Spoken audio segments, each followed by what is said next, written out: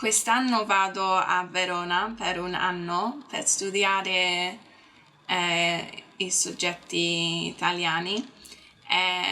Vado un anno con un'amica mia e viviamo insieme.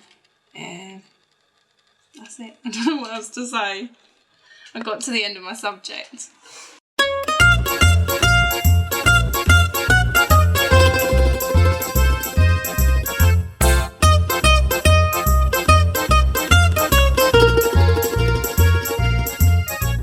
Italy is a country revered in history for its beauty, whether portrayed through the people, architecture, fashion, arts or food. The country to an outsider is the embodiment of fine taste and rich culture. A good friend of mine, Elena Procopio, has decided to spend a year studying abroad in Italy to further her degree. This has sparked an interest from me to learn further into the Italian culture than simply the Roman Empire. Well, I go to uni at Nottingham Trent University. And I've been studying Italian with teaching English as a foreign language. Because my dad's Italian, half my family still live there. So my mum went out when she was 20 and met my dad. He lived in Rome. He's originally from Calabria, which is in the south. On the boot. Kind of a tip. Before the thing for Sicily. She met him when she was there. She was supposed to stay for a year and ended up there for 6 years. And then they moved back here, so a lot of my family still live there. So it's kind of like a big part of my life, really, especially my family who still live there, and most of them don't speak English. So, you know, being there and having to speak Italian has kind of pushed me. Stereotypically, food and family values have high importance in Italy. I want to see if this is true. Well, the most important word that you will hear, the most important verb in all of Italy is mangiare, which is to eat. Okay. And you can be anywhere, anytime, night or day, and even if you don't know any Italian, you will hear variants of mangiare, manjo and mangiano and all of those. And you will hear that they are constantly, as a race, talking about food. From the moment they get up in the morning to the moment they go to bed. And it's actually very, very wearing. Yeah, like when we go there, it's obviously all about the food. And it's just more, I suppose, slightly more of a, like the centre of the family there, where, you know, we'll all go to my nonna's little apartment and we all kind of squeeze in and she makes masses of food and everyone eats loads. And I suppose with my English family it's sort of like that, but it's not quite as much of a centre as it is there, as much of a kind of main family event. I think that the Italians are, again, very family orientated, but they want to do everything they can to help their child. Yeah. So often they'll go without things themselves to maybe put money in the bank towards a flat or a house for their child, whereas I think English people, maybe it's more selfish, but I agree with it. I think that we try to make our children, like I said before, more independent. I think it would be nice to do this on my own, like go. Obviously my Italian family will be able to come and see me, but the fact that I'm going to live in a place that isn't really near them will mean that I can, like, kind of try and do it on my own without anybody else's help in a way. Food and family values definitely seem to play a major role within the Italian society. But when looking into the culture, I came across an interesting philosophy called La Bella Figura, which is said to govern the lives of Italians. The philosophy is described as translating to literally the beautiful figure, being a philosophy that may be hard for outsiders to understand, yet it rules the lives of Italians. The philosophy at its core is presentation, how one looks, how one comports oneself, and how one makes the best possible impression upon all things. Yet this philosophy extends further than image, visual beauty and presentation, and it's also defined by behaviour, knowing how to properly and graciously interact with others in any social occurrence. Manners and knowing how to conduct oneself are all part of La Bella Figura. No, from my experience, I certainly wouldn't agree with the Bella Figura. I spent many months, probably culminating in years, in Italy, and for me, it is a very superficial society, and I think when we're looking at the way they dress, they eat, if you sort of delve into it, again, it's very much looking good on the outside, but actually if you go into people's homes or if you see what they wear when they're at home, it's quite a different dynamic.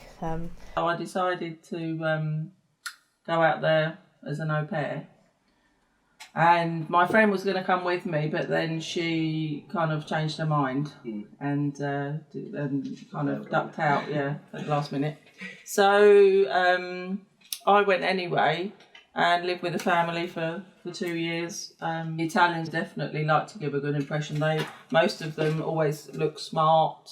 Even kind of after lunch, you'll have lots of people going to have like a walk, a passeggiata, and even like little old ladies will get dressed up. Everybody looks smart.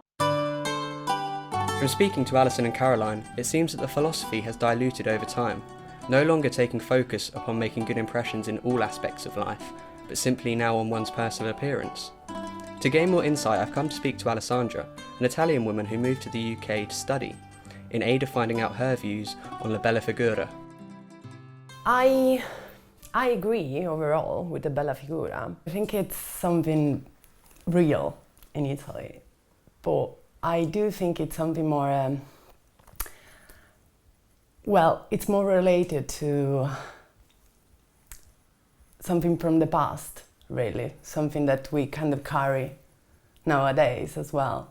But what I see in the society that I know, and bear in mind I'm from the South, is that it has become kind of something related to appearance, and that's all. Yeah. So it's more about what people think of you rather than your values. So it's more a judgmental thing.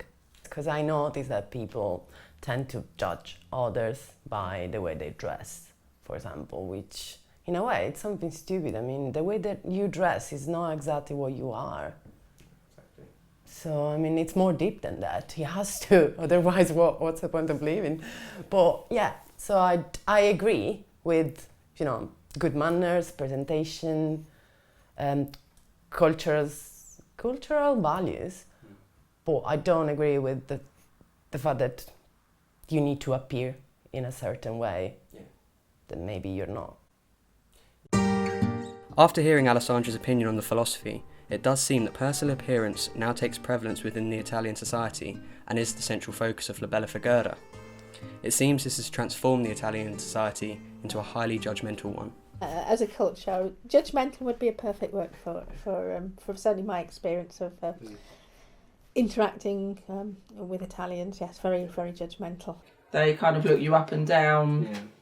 I mean, when I met Mimo, a lot of the men there, they'll look at a lady or a girl and they'll know whether she's English, German, Swedish or whatever, and they are probably, I'd say, a bit more judgmental.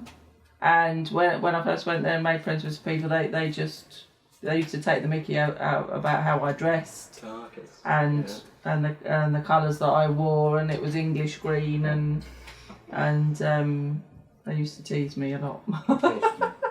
They certainly don't hold back in coming forward with their opinions. I mean, seems to be very much, they call it, if a spade's a spade, they call it a spade, and they like to say what they think. And I sometimes sit there and think, well, if I said everything I think, I would think I would be causing an awful lot of offence. Like, oh, you're having a bad hair day, and you're thinking, well, yeah, I'm sure the person's having a bad hair day knows that. And, oh, yeah, but you need to do something about that hair. It's too long, it's too short. And you just think, just give them a break and leave. You know, it's one of these sort of digging, and it seems to be across the board, male, female. A lot of the Italian lads do. I have to word this carefully. Yeah, they do take pride in their appearance, but a lot of them will like shave their legs, and a lot of them will do their eyebrows, and they're not what I'd call a nice butch man like years ago. They probably, I'm sure, shave and spend as much time in the bathroom as ladies. They do quite enjoy bad-mouthing family or somebody walking down the road that doesn't look quite right, and you just think, well, you don't know that person, you don't know the reasons behind it. Eleanor has now been living in Italy for the past 6 months. I want to find out if she's noticed the importance placed on self-image and whether it is something that you're judged upon. Yeah, they judge you on what you're wearing, judge you on how you're dressed, how you're holding yourself, how you act. Yeah, I think you do become slightly more conscious of how you are when you're here. Not that you don't see that in England, but it's just more of a general thing here. Like, you won't see many people in trackies or more casual clothes. People tend to try and make the most of themselves all the time. So you'll see people looking really smart, you know, even if they're just going to the shops in their real furs and designer outfits and stuff. Yeah, they tend to.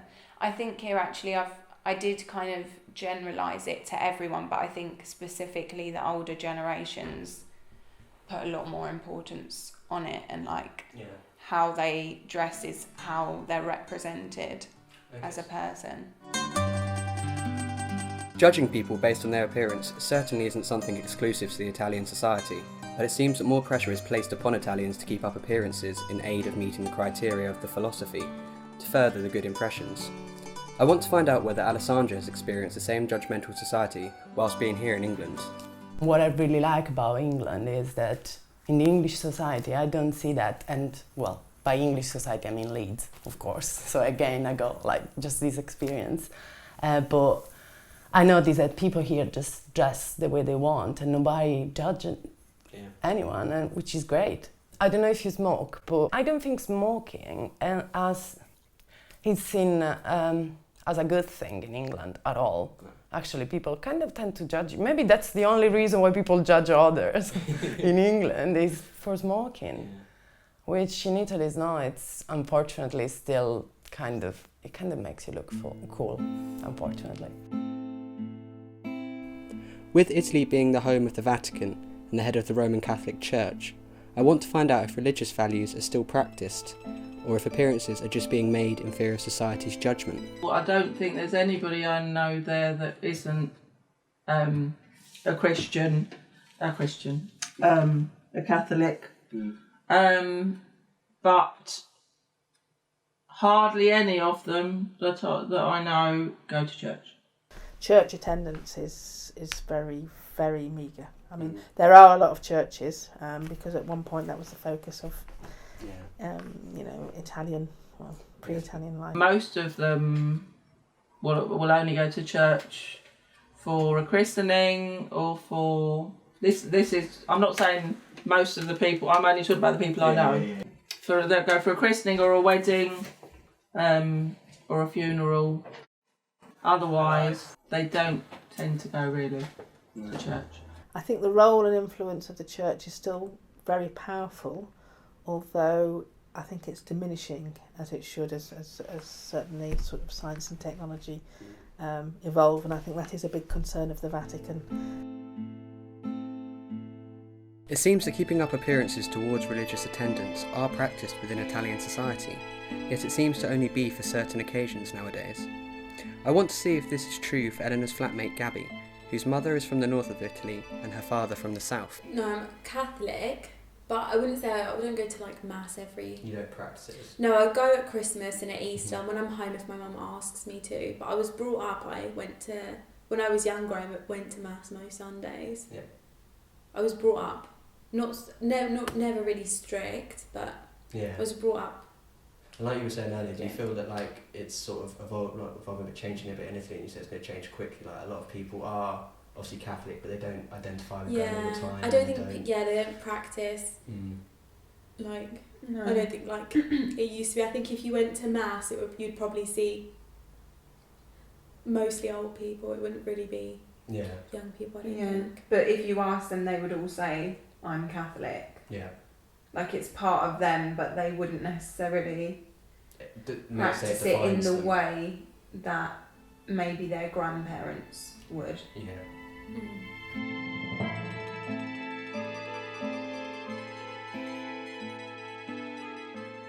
It's more like part of your life. As you grow up, you know that Jesus protects you, that God is there, blah, blah, blah. You need to go to church on a Sunday, you need to go... there is something we call catechismo, which I don't really know how to say in English, but it's kind of like a religion class in the afternoon in the church. And it's like once per week, but every kid does. It's not like a choice, it's normal that you do. It's not you have to go, it's like they don't even know the possibility of not doing it. Yeah, okay. So it's kind of like having a meal. Yeah. You need to eat, so you need to go to church, something like that. Which of course makes thing a bit complicated when you grow up and you start thinking with your mind and you need to say, well, you know, I don't believe in all this. And of course it's difficult even to realize that because you've been I don't know, pushed in that direction since you were a kid. Keeping up appearances of religious tradition can have negative effects upon the citizens within the society. But the problem with homosexuality, it's men in particular, like that in particular, they see it as unrespectful and kind of like a disease, and I'm not joking. And I know that for I know people, and they really struggled to come out, and when they did, their dad, the mum is always the mum, do you know what I mean? Mum is always like, okay, I'm shocked, and after a couple of hours, it's fine, it's absolutely fine as long as you're well. And the dad is like, I'm not gonna talk with you for sometimes years. In terms of gay, like people being gay, a lot of them wouldn't admit it. I think it's a bit more frowned upon here. Yeah, I think it's probably as well a bit more of a complicated process. It's probably purposefully made a bit more difficult to do than in England. Like the whole thing with gay marriage, how it was kind of like a domino effect for other countries. In Italy it wasn't even Really discussed or thought about, was it really? Because so many people still disagree with it, so many people aren't educated on it, and the church still has a huge influence. Within a highly judgmental and religious society, not following the Catholic religion is also frowned upon. I was reading this, it was like a journal article or something, and they were saying as nowadays it's so much easier for them to come out as a gay than atheist, which obviously says something. It's like for many people it's like, oh, life is pointless if you don't believe in at least one God, basically. But this guy came to me and then like after a couple of questions like, oh, what do you do for a living or stupid things like that. He wasn't even trying to sell me stuff. He wasn't like a Jehovah Witness or stuff like that. He was just like a normal guy. He was like, what, you don't believe? No, I don't. What? Okay, explain me why, blah, blah, blah, you need to believe. And he was trying to convince me that God exists, and I was like, really? Do you think I am half atheist because, I don't know, it's cool? Obviously, I've already done my research, just don't try to convince me, as I won't try to convince you that God is just a big lie. It seems that the philosophy of La Bella Figura is a real mentality in Italy, but only nowadays takes focus upon how one appears to the rest of society, either by personal appearance or sticking to the Italian societal norms, which can have negative repercussions on people being who they truly are. The upkeep of appearance can link to the outsider's view of Italy as a country of beauty. Oh, it's a beautiful, beautiful country. Lots of stunning architecture, and even today, you know, I mean, there's obviously a lot of status about sort of Italian kitchens, you know, here, and but I find it's very run down, and I think that's the great pity. A lot of these churches that you've talked about, I mean, you know, they're basically falling into disrepute. So it is stunning, but I just think it's a great pity they don't maintain it better. When you go, you know, when you go behind the scenes, I mean, it's a sort of false type of beauty. I mean, it's all. Yes, I mean, you know, ask any tourist, and you've just been for the first time. Yeah. It's absolutely stunning, and it's a lovely country to visit. But I so wouldn't want to live there.